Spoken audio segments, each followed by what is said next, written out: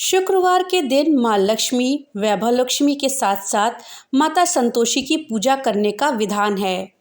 माँ संतोषी को सुख, शांति और वैभव का प्रतीक माना जाता है। मान्यता है कि जो भी व्यक्ति शुक्रवार के दिन संतोषी माता का व्रत रख करके उनकी विधिवत पूजा करता है, उसकी हर मनोकामना पूरी हो जाती है। इसके साथ ही धन और विवाह से संबंधित समस्याओं से भी छुटकारा मिल जाता है। संतोषी माता का व्रत करने को कोई कठोर नियम का पालन करने की जरूरत नहीं है। तो चलिए जानते हैं कि हमें किस विधि से संतोषी माता की पूजा करनी चाहिए और साथ ही क्या है इस व्रत की कथा। इस व्रत में हमें कौन सी कथा पढ़नी चाहिए। संतोषी माता का व्रत हर शुक्रवार को रखा जाता है। इसके साथ ही अपनी कामना कहते हुए पूरे 16 शुक्रवार का व्रत रखा जाता है। इसके बाद इस व्रत का उद्यापन करते हैं। शुक्रवार के दिन सूर्योदय से पहले उठ करके सभी कामों से निवृत्त होने के बाद स्नान करके साफ सुथरे वस्त्र धारण करने चाहिए। फिर माता संतोषी का ध्यान करते हुए व्रत का संकल्प लें। इसके बाद एक साफ सुथरी जगह पर या फिर पूजा घर में एक चौकी पर लाल रंग का कपड़ा बिछाकर माता संतोषी की मूर्ति या तस्वीर रखें। कलश की स्थापना करें और इसके बाद विधिवत तरीके से माता संतोषी की पूजा करें। माता संतोषी को फूल, माला, सिंदूर, अक्षत इत्यादि चढ़ाएं। भोग में माँ को भीगे हुए चने की दाल, गुड़ और केला चढ़ाएं। माता संतोषी को ध्यान करके घी का दीपक जलाने के साथ ही धूप जलाएं और विधिवत आरती कर लें। साथ ही कथा पढ़ें। माता संतोषी की व्रत कथा, चालीसा मंत्र आदि पाठ करके विधिवत आरती कर लें। अब सभी को प्रसाद बांटें और कलश के जल को पूरी घर पे छिड़क दें। अब आइए जानते हैं कि इस व्रत पे हमें कौन सी कथा पढ़नी चाहिए। संतोषी माता की व्रत कथा। एक बुढ़िया थी, उसके 7 बेटे थे। 6 कमाने वाले थे और एक निकम्मा था। वो बुढ़िया 6 बेटों की रसोई बनाती थी और उनको खिलाती। उसमें से जो जूठन बचती वो अपने 7वें बेटे को खिला देती थी। परंतु वो बड़ा भोला भाला था, मन में कुछ विचार नहीं करता था। एक दिन वह बहू से बोला, देखो मेरी माँ को मुझ पर कितना प्रेम है। वो बोली, क्यों नहीं, सबका जूठा बचा हुआ जो तुमको खिलाती है। वह बोला, ऐसा नहीं हो सकता, मैं जब तक अपनी आंखों से ना देखूं मान नहीं सकता। बहू ने हंसकर कहा, देखोगे तब तो मानोगे। कुछ दिन बाद त्योहार आया। घर में 7 प्रकार के भोजन और चूरमे के लड्डू बने। वह जांचने को सिर दुखने का बहाना कर पतला वस्त्र सिर पर ओढ़े रसोई घर में सो गया। वह कपड़े में से सब देखता रहा। 6 भाई भोजन करने आए। उसने देखा माँ ने उनके लिए सुंदर आसन बिछा, नाना प्रकार की रसोई परोसी और आग्रह करके उन्हें जिमाया। वह देखता रहा। 6 भोजन कर उठे, तब माँ ने उनकी जूठी थालियों में से लड्डुओं के टुकड़े उठाकर एक लड्डू बनाया। जूठन साफ कर बुढ़िया माँ ने उसे पुकारा, बेटा 6 भाई भोजन कर गए हैं, अब तू ही बाकी है, उठ, तू कब खाएगा। वो कहने लगा, माँ मुझे भोजन नहीं करना, मैं अब परदेश जा रहा हूँ। माँ ने कहा, कल जाता हो तो आज चला जा। वह बोला, हाँ आज ही जा रहा हूँ। यह कहकर वह घर से निकल गया। चलते समय स्त्री की याद आई। वो गौशाला में कंडे थाप रही थी। वो बोला, मेरे पास तो कुछ नहीं, ये अंगूठी है, सो ले और अपनी कुछ निशानी मुझे दे दे। वो बोली, मेरे पास क्या है, यह गोबर भरा हाथ है। यह कहकर उसकी पीठ पर गोबर के हाथ की थाप मार दी। वो चला गया। चलते चलते दूर देश पहुंचा। वहां एक साहूकार की दुकान थी। वहां जाकर कहने लगा, भाई मुझे नौकरी पर रख लो। साहूकार को जरूरत थी, वो बोला, रह जा। लड़के ने पूछा, तनख्वाह क्या दोगे। साहूकार ने कहा, काम देखकर मिलेंगे। साहूकार की नौकरी मिली। वह सुबह 7 बजे से 10 बजे तक नौकरी बजाने लगा। कुछ दिनों में दुकान का सारा लेन देन, हिसाब किताब, ग्राहकों को माल बेचना, सारा काम करने लगा। साहूकार के 7-8 नौकर थे। वे सब चक्कर खाने लगे। ये तो बहुत ही होशियार बन गया। सेठ ने भी काम देखा और 3 महीने में ही उसे आधे मुनाफे की हिस्सेदार बना लिया। वह कुछ वर्षों में ही नामी सेठ बन गया और मालिक सारा कारोबार उस पर छोड़कर चला गया। अब बहू पर क्या बीती सो सुनो। सास ससुर उसे दुख देने लगे। सारी गृहस्थी का काम करा करके उसे लकड़ी लेने जंगल में भेजते। इस बीच घर के आटे से जो भूसी निकलती उसकी रोटी बनाकर रख दी जाती और फूटे नारियल की नारेली में पानी। इस तरह दिन बीतते रहे। एक दिन वो लकड़ी लेने जा रही थी। रास्ते में बहुत सी स्त्रियां संतोषी माता व्रत करती दिखाई दी। वह वहां खड़ी होकर कथा सुनने लगी और पूछा, बहनों तुम किस देवता की पूजा करती हो और उसे करने का क्या फल मिलता है? इस व्रत को करने की क्या विधि है? यदि तुम अपने इस व्रत का विधान मुझे समझाकर कहोगी तो मैं तुम्हारा बड़ा एहसान मानूंगी। तब उनमें से एक स्त्री बोली, सुनो, यह संतोषी माता का व्रत है। इसे करने से निर्धनता, दरिद्रता का नाश होता है, लक्ष्मी आती है, मन की चिंताएं दूर होती हैं, घर में सब सुख होने से मन को प्रसन्नता और शांति मिलती है, निपुति को पुत्र मिलता है, प्रीतम बाहर गया हो तो शीघ्र घर आवे, कुंवारी कन्या को मनपसंद वर मिले, राज द्वारे पे बहुत दिनों से मुकदमा चल रहा हो तो खत्म हो जावे, कलह क्लेश की निवृत्ति हो, सुख शांति हो, घर में धन जमा हो, पैसा जायदाद का लाभ हो, रोग दूर हो जावे तथा जो कुछ मन में कामना हो सब संतोषी माता की कृपा से पूरी हो जावे। इसमें संदेह नहीं है। वो पूछने लगी, ये व्रत कैसे किया जाए और यह भी बताओ तो बड़ी कृपा होगी। वो कहने लगी, 1.25 आने का गुड़ चना लेना, इच्छा हो तो 5.25 आने का ले लेना या 1.25 रुपए का भी सहूलियत के अनुसार लेवे। बिना परेशानी और श्रद्धा व प्रेम से जितना भी बन पड़े सवाया लेना।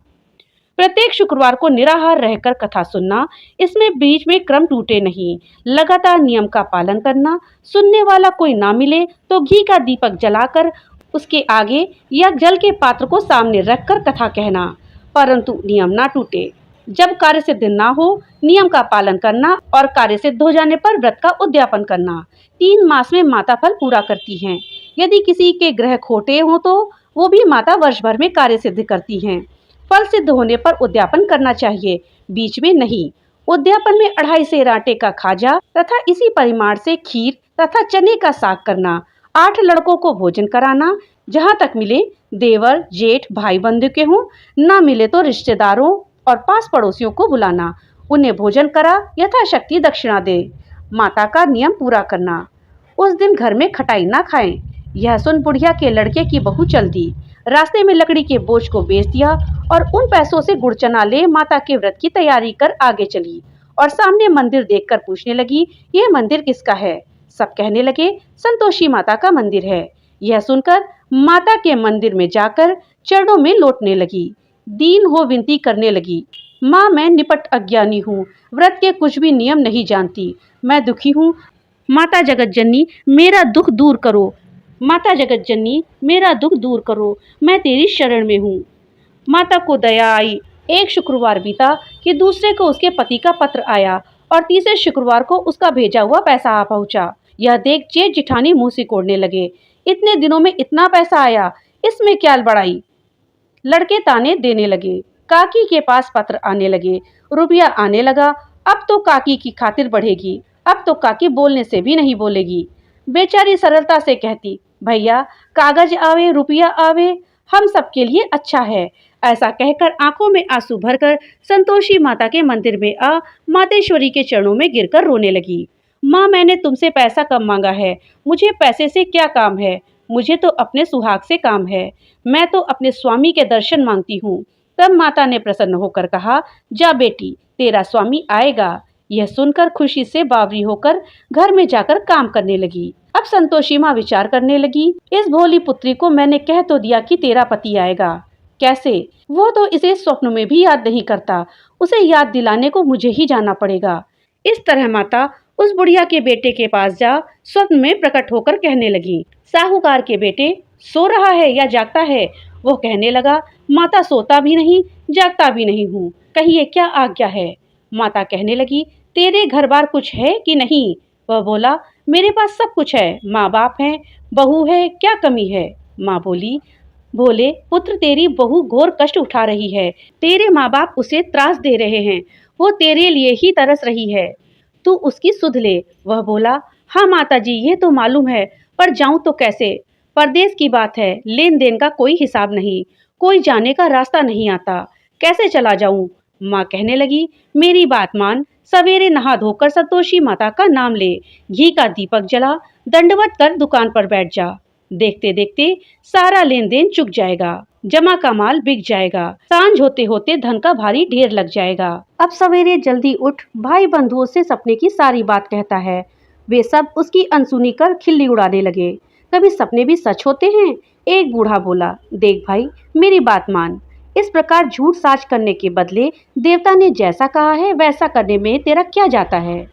अब बूढ़े की बात मानकर वो नहा धोकर संतोषी माता को दंडवत घी का दीपक जला दुकान पर जा बैठता है। थोड़ी देर में क्या देखता है कि देने वाले रुपया लाने लगे और लेने वाले हिसाब लेने लगे। कोठे में भरे सामान की खरीदार नगद दाम दे सौदा करने लगे। शाम तक धन का भारी ढेर लग गया।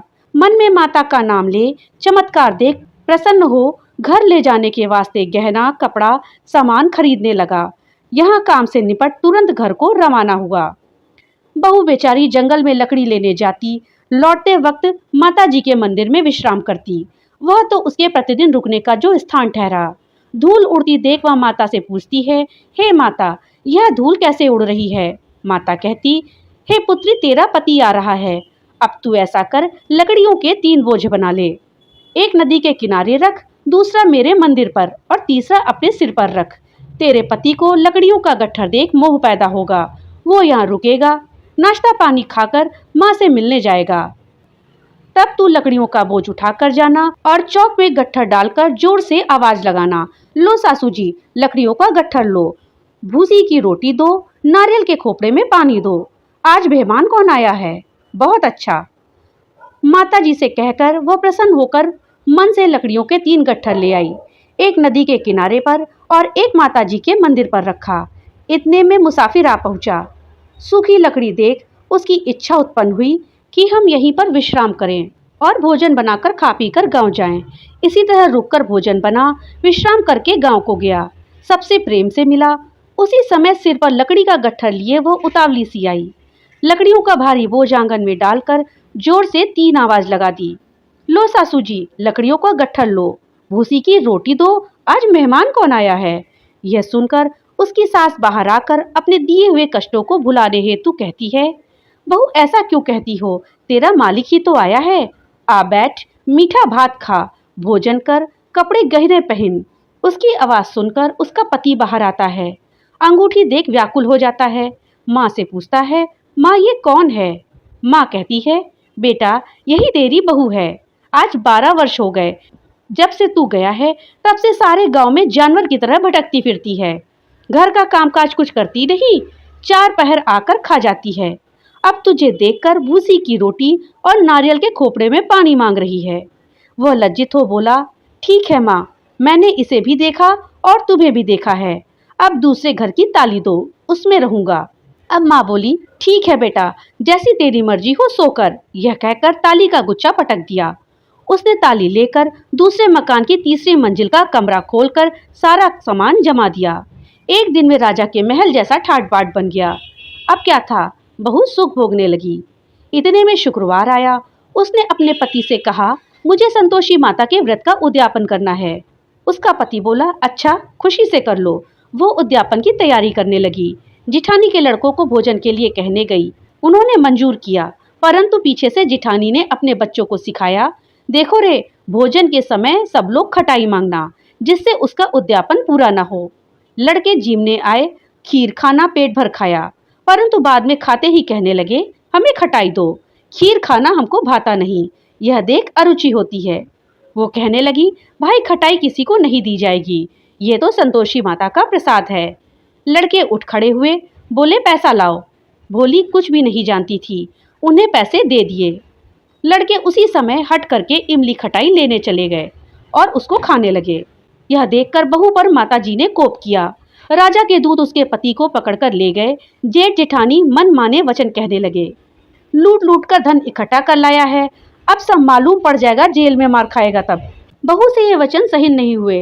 रोती हुई माताजी के मंदिर गई, कहने लगी, हे माता, तुमने क्या किया, हंसाकर अपने भक्तों को अब रुलाने लगी।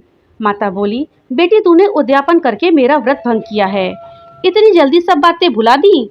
वो कहने लगी, माता भूलती तो नहीं, ना कुछ अपराध किया है, मैंने तो भूल से लड़कों को पैसे दे दिए थे, मुझे क्षमा करो, मैं फिर तुम्हारा उद्यापन करूंगी। माँ बोली, अब भूल मत करना। वो कहती है, अब भूल नहीं होगी, अब बतलाओ वे कैसे आएंगे। माँ बोली, जा पुत्री, तेरा पति तुझे रास्ते में आता मिलेगा।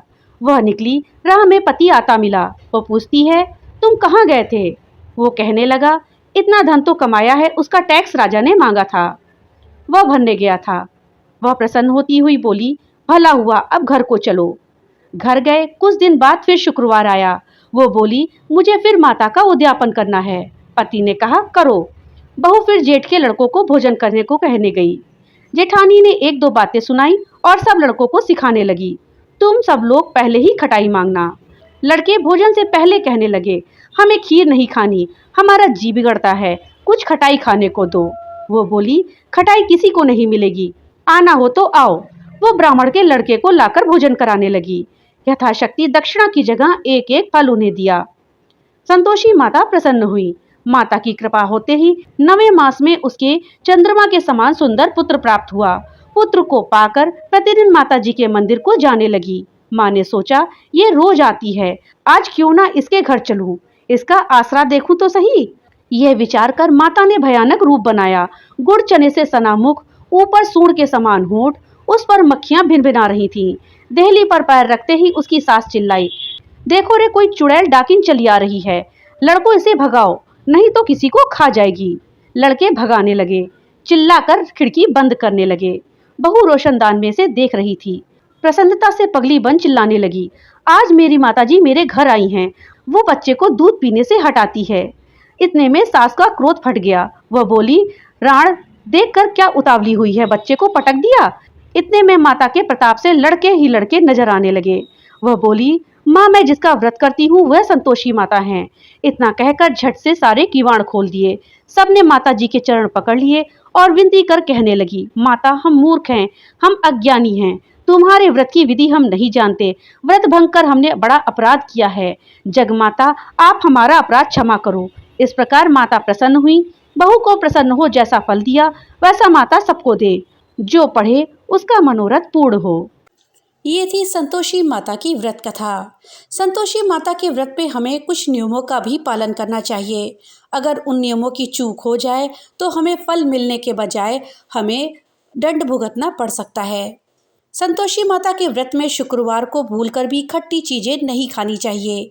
खट्टी चीज़ों का सेवन इस व्रत में निषेध माना गया है। मान्यता है कि संतोषी माता को खट्टी चीज़ें बिल्कुल भी पसंद नहीं हैं। अगर कोई भी भक्त इस दिन व्रत रख रहा है तो गलती से भी खट्टी चीज़ें अगर खा लेता है तो उसे माता के क्रोध का शिकार होना पड़ता है। माता इस कार्य से नाराज हो जाती हैं और व्रत के शुभ फल की जगह माता की कुदृष्टि को उस व्यक्ति को झेलना पड़ता है। इस व्रत में तामसिक चीज़ों जैसे कि प्याज, लहसुन, शराब, मांस, मदिरा इत्यादि को हाथ नहीं लगाना चाहिए। शुक्रवार के दिन किसी से ना तो गलत बोले और ना ही किसी के बारे में कुछ बुरा बोले और ना ही बुरा सोचे। इस बात का ध्यान रखें कि प्रसाद उन्हीं लोगों को दे जो शुक्रवार के दिन खट्टी चीज़ों का सेवन ना करें। पूरे दिन संतोषी माता का ध्यान करते हुए व्रत रखें और शाम के समय दिया बाती करने के बाद ही खाना खाएं, लेकिन खट्टी चीज़ों को गलती से भी खाने में शामिल ना करें। तो दोस्तों, ये थी संतोषी माता के व्रत की विधि और नियम, साथ ही इस दिन पढ़ी जाने वाली व्रत कथा। जानकारी अगर अच्छी लगी हो तो वीडियो को लाइक और ज़्यादा से ज़्यादा शेयर करिएगा। और हाँ, अगर चैनल पे नए आए हैं तो चैनल को सब्सक्राइब करना मत भूलिएगा और अपने विचार हमें कमेंट बॉक्स में लिख करके ज़रूर बताइएगा। तो मिलते हैं अगली नई वीडियो के साथ, तब तक के लिए राधे राधे।